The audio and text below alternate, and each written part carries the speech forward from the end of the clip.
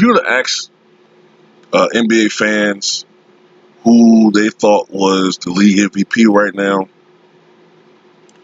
I think a plurality, if not a downright majority of them, would say Giannis Antetokounmpo of the Milwaukee Bucks. Then some of them might say Luka Doncic of the Dallas Mavericks. Maybe some would say LeBron James of the Los Angeles Lakers. Up until a couple of weeks ago or a week ago, some of them would say maybe his teammate, Anthony Davis. And maybe a few might say James Harden, but I think he's kind of faltering in that MVP. He's been faltering in that MVP talk for like maybe over a month now. But one guy that kind of gets lost in the shuffle with this a little bit is Kawhi Leonard of the Los Angeles Clippers. Now, of course, Kevin Durant's not playing this year, so if he was playing, he probably would be in this conversation as well.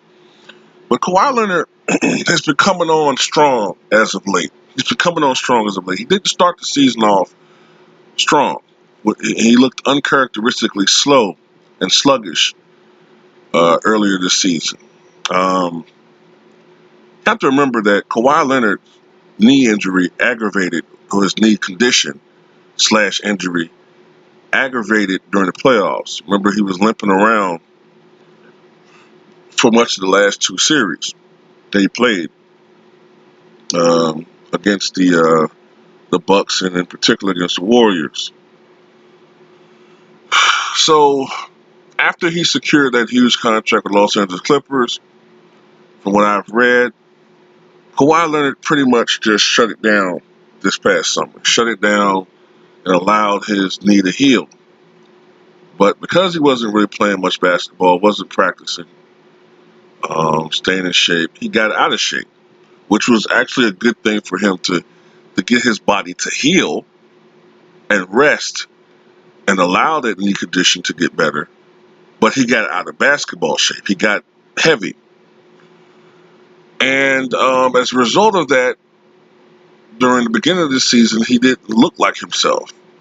If you remember correctly, there was a little stretch where he was actually missing some games, more games than normal, to the point where critics of load management were saying, okay, now, why are you missing all these games?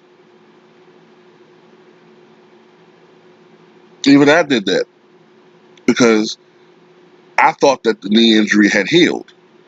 I thought that whatever was bothering him had rectified itself. And I'm like, okay, well, why is Leonard still missing all these games? But then it came out the NBA verified this guy has a degenerative issue. The knee injury he has had been flaring up, and he has legitimate issue. So I said, okay.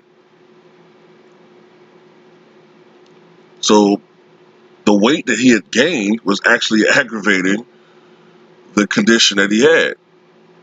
So while it helped him during the regular off season to heal, it hurt him once he started playing basketball. But over the past, I'd say a month and a half, or say since then, he looks like he's lost some weight, and he looks sleeker. He looks a little faster, quicker. And as a result of that, he's starting to look like the Kawhi Leonard that we saw during the regular season last year and the playoffs. And if you're a Los Angeles Lakers fan, you should be afraid. You should be very afraid.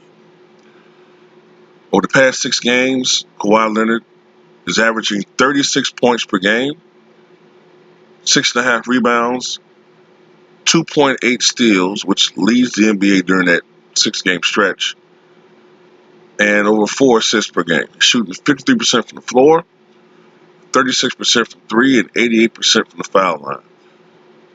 So during the regular season, at one point in time, he was only averaging 23 points per game.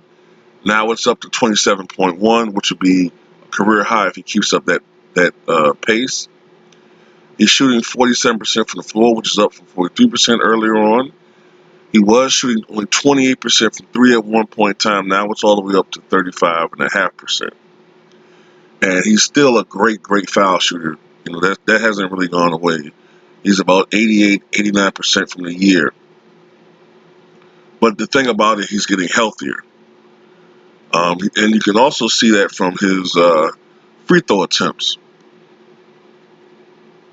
His free throw attempts are up. For the season, Kawhi averages a little under 7 free throw attempts per game. The last 6 games, he's at 8 free throw attempts.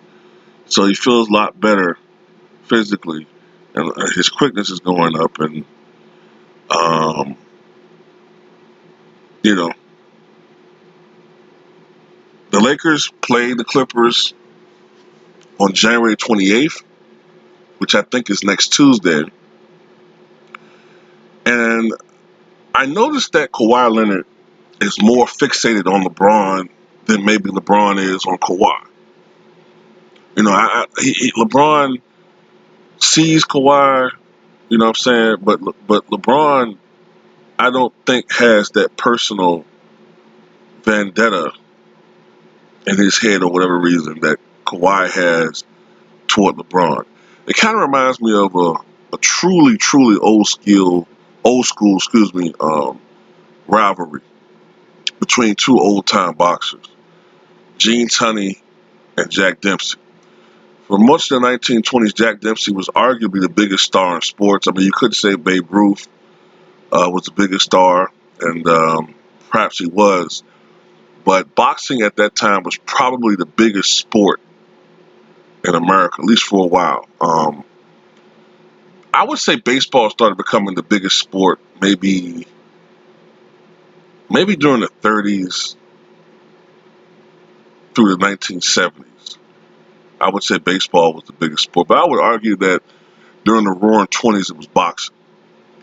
And Jack Dempsey was his biggest star, knockout artist, slugger.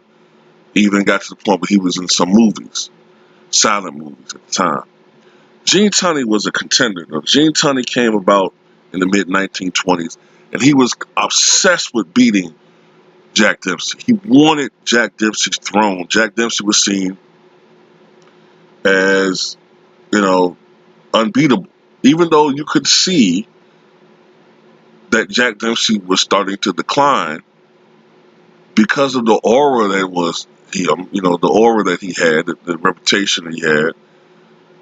People just couldn't see anybody beating this guy. But Gene Tunney was obsessed with beating Jack Dempsey. And when they fought each other,